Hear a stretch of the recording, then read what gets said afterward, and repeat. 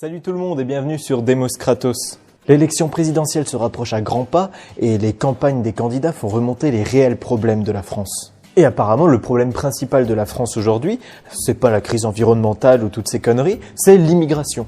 L'activité favorite des médias et des candidats à la présidentielle en ce moment, c'est d'insister sur la peur des migrants qui envahissent la France. Bah ouais, c'est vendeur. En effet, depuis que Daesh fout le bordel au Moyen-Orient, ce sont des millions de personnes qui fuient leur pays. Mais quel est l'impact réel de l'immigration sur la France ? C'est à cette question que je vais essayer de répondre tout au long de la vidéo, et pour m'aider à la réaliser, j'ai fait appel à la chaîne YouTube Les Chroniques Historiques. Salut Julien, et merci pour l'invite. Comme l'argumentation va demander quelques connaissances et exemples historiques, je vais me concentrer là-dessus. Cette vidéo sera en deux parties. Une première partie sur ma chaîne où j'essaierai d'expliquer l'impact réel de l'immigration sur la France, et une seconde partie sur la chaîne des Chroniques Historiques où Tanguy va s'intéresser aux origines de cette immigration massive. On espère que vous apprécierez cette vidéo et n'hésitez pas à aller voir l'autre partie sur ma chaîne quand vous aurez terminé celle-ci. Cela vous permettra de comprendre un peu mieux les causes de cette crise et vers quoi l'on se dirige.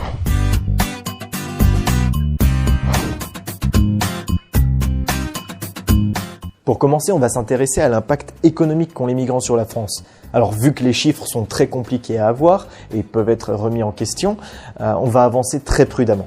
Déjà, on va utiliser la donnée de base qui est de savoir combien de migrants rentrent sur le territoire français chaque année. Ils sont des centaines de millions, ils nous envahissent.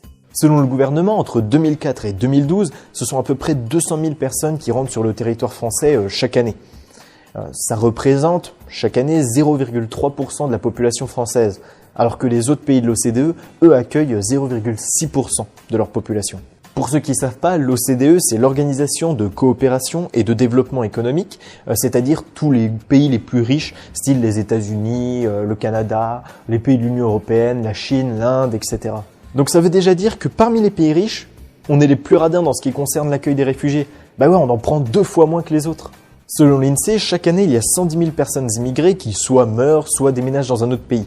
Ce qui fait qu'en réalité, la France, chaque année, elle n'accueille que 90 000 personnes immigrées supplémentaires. Donc déjà, ce chiffre, il nous permet de relativiser quant à l'invasion et à l'impact qu'ont les migrants sur la France. Maintenant, on va s'intéresser à leur niveau d'études. Alors là, je vois que c'est 63% des immigrés quand même qui ont un diplôme équivalent ou supérieur au baccalauréat. Donc en moyenne, ce sont des personnes assez éduquées qui arrivent chez nous. Ouais, et ils nous volent notre travail. Et en plus, ils coûtent de l'argent à la France parce qu'il y en a plein qui sont au chômage. Bah ouais, c'est tous des feignants. Une équipe de chercheurs de l'Université de Lille a réalisé pour le compte du ministère des Affaires sociales une étude qui va déterminer le coût de l'immigration sur l'économie nationale. Tous les chiffres que je vais utiliser plus tard dans la vidéo seront tirés de cette étude et vous pouvez la retrouver dans la description de la vidéo. Premièrement, l'étude nous montre que les immigrés reçoivent de la part de l'État 47,9 milliards d'euros par an. Quoi ? Mais c'est inadmissible et on en fait quoi des SDF français ? Mais attention, ces mêmes immigrés reversent chaque année 60,3 milliards d'euros au travers de leurs impôts. Autant dire que l'immigration rapporte à la France chaque année 12,4 milliards d'euros. Pour revenir sur l'exemple des SDF, s'ils n'ont pas de quoi se nourrir ou se loger, c'est de la faute de nos politiciens qui ne veulent pas les aider. Parce que l'argent, on l'a.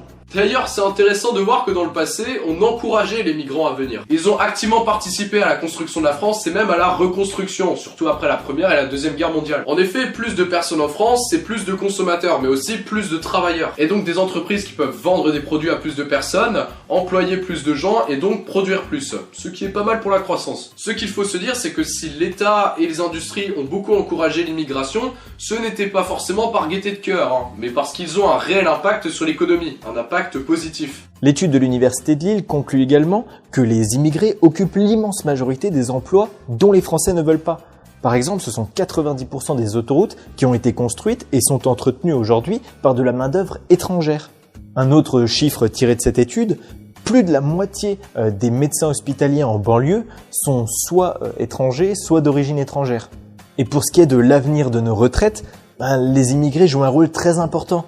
En effet, le comité d'orientation des retraites en est parvenu à cette conclusion que l'entrée sur le territoire français chaque année de 50 000 immigrés permettrait de réduire le déficit des retraites de 0,5 points de PIB. Et oui, en effet, l'immense majorité des immigrés, ce sont des jeunes qui cotisent donc pour la retraite, mais n'en profitent pas.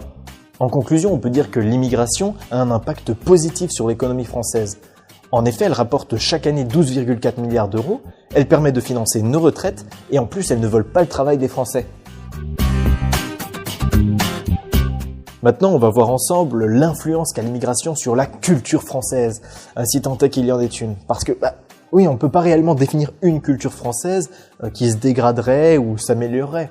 Non, la culture française, c'est une accumulation de plein d'influences du monde entier. Remontons jusqu'à l'époque des Gaulois, qui est une culture celte où les Romains vont débarquer et imposer leur culture romaine. Donc ça donne une culture gallo-romaine. Rajoutez à cela les migrations barbares qui vont amener une culture germanique. Culture très diverse répartie entre les Francs, les Alamans, les Burgondes, les Vandales, les Ostrogoths, etc. En 888, le morcellement de l'Empire carolingien va accélérer la fracture entre les différentes parties de l'Empire au niveau culturel, dont la Francie occidentale qui deviendra bien plus tard la France. Sauf que la baisse du pouvoir central mène à une importance des cultures régionales par rapport à la culture nationale. Mais avec quand même une base commune, faut pas déconner, comme le latin. Rajoutons à cela en 911 le traité de Saint-Clair-sur-Epte qui donne une région aux Normands, et donc à une nouvelle culture. Ensuite, le pouvoir devient de plus en plus centralisé jusqu'à la guerre de 100 ans, où là les Anglais vont aussi imposer leur brassage culturel. Parce que les mecs sont quand même restés pas mal de temps. Pas grand chose à dire jusqu'à la Révolution française, où la France va conquérir finalement de nombreux territoires. Par exemple la Savoie ou la Corse, et annexer des territoires, ça entraîne aussi du brassage culturel, c'est comme l'immigration. L'idée à retenir, c'est que premièrement, notre culture n'existe pas, parce qu'elle est juste faite d'une infinité de cultures régionales, et que les plus grandes disparités et changements n'ont pas vraiment eu lieu à cause de migrations qui venaient de l'extérieur,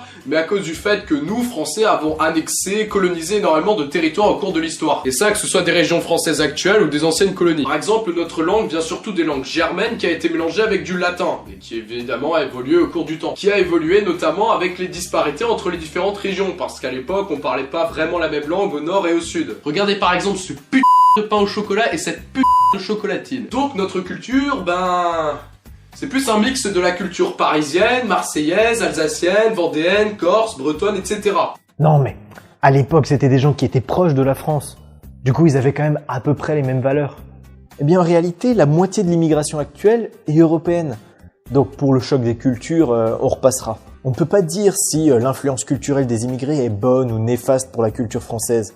Par contre, on peut assurer que la culture française va s'enrichir de cette immigration comme elle l'a fait jusqu'à aujourd'hui. Et surtout, c'est assez marrant de voir qu'on oublie complètement que notre influence culturelle sur le monde à nous, les colonisateurs, est énorme. Surtout que la culture la plus influente en France, c'est la culture américaine. Donc dites-vous que tant que nous serons une grande puissance, en excluant les Américains, dans notre pays, c'est surtout notre culture qui va primer sur celle des autres. La France, pays des droits de l'homme, terre d'accueil des réfugiés politiques, défenseur de la démocratie et combattant de la dictature. Oui, enfin bon, ça c'est comment on voyait la France avant, parce que maintenant c'est plutôt la France. Interdiction du burkini, montée du racisme et de Marine Le Pen, pays de l'Union européenne qui accueille le moins de réfugiés. Liberté, égalité, fraternité. Fraternité, c'est pas qu'entre les Français, c'est entre tous nos frères du monde entier. C'est ça que ça signifie fraternité. L'immigration en soi n'a pas un impact politique sur la France. Ce qui a un impact par contre, c'est le fait qu'on la gère très mal, qu'on l'explique très mal et qu'on laisse nos médias faire l'apologie du FN et véhiculer des messages de haine stupides. J'ai essayé de vous montrer dans les premières parties de cette vidéo qu'il faut relativiser avec l'immigration. Même si on peut contester les chiffres que j'ai donnés, parce qu'il y a tellement de sources différentes qu'on peut trouver des chiffres différents, on ne peut pas contester qu'on est quand même loin de l'invasion. Je vous invite vraiment à approfondir ce sujet par vous-même et surtout à ne pas vous laisser partir dans des raisonnements simplistes et erronés. Parce que si l'histoire nous a appris une chose, c'est qu'accepter l'immigration, c'est toujours plus bénéfique que de la rejeter. Effectivement, pourquoi on a commencé à rejeter les migrants? L'antisémitisme, la peur, voire la haine de l'étranger, est apparu après la crise de 1929 en France. Alors pourquoi avant ce sentiment d'insécurité, d'envahissement n'existait pas? C'est très simple. Tout simplement car si depuis énormément longtemps on a des clichés, des préjugés sur des peuples, des couleurs de peau, etc., ce n'est qu'à partir de la première grosse crise de l'histoire en 1929 que les migrants ne sont plus devenus nécessaires, indispensables à l'économie française. Ah oui, d'ailleurs, petite anecdote marrante, le racisme n'existait pas durant l'Antiquité. Les préjugés, les clichés, etc., ça se faisait sur le peuple d'origine qui était jugé non pas à la couleur de peau ou au physique, mais aux vêtements qui étaient portés. Alors ça sert à rien du tout dans l'argumentaire, mais je voulais la placer celle-là. Ok, mais pourquoi une haine contre eux? Très simple, à chaque crise il faut des responsables. Et on va pas dire que c'est monsieur Johnson, capitaliste lambda des États-Unis, qui est derrière tout ça. et encore moins le système capitaliste. Et en Allemagne, on a utilisé des arguments très semblables contre les juifs à ceux qui sont utilisés contre les migrants aujourd'hui. Ils veulent notre travail, profitent du système et nous gouvernent dans l'ombre. Remplacez ce dernier argument par une invasion culturelle et vous verrez que l'idée qu'il y a derrière n'est pas si différente que ça. La France ayant été dans les années 30 voire le premier pays d'immigration au monde, c'était normal que c'était contre eux que cette haine allait se tourner, contrairement à l'Allemagne où là cette haine s'est portée contre les juifs. En conclusion, l'immigration a un impact positif sur notre économie, puisque ça rapporte 12,4 milliards d'euros par an, que les jeunes immigrés payent pour nos retraites, et qu'en plus, ils occupent les postes que les Français ne veulent pas. Culturellement, on peut dire qu'ils enrichissent la France. Et quant à l'impact réel, il faut le relativiser au vu du petit nombre qu'ils sont chaque année. Il faut voir l'immigration réellement comme une opportunité. C'est en acceptant et en s'ouvrant aux autres que la France pourra à nouveau briller aux yeux du monde.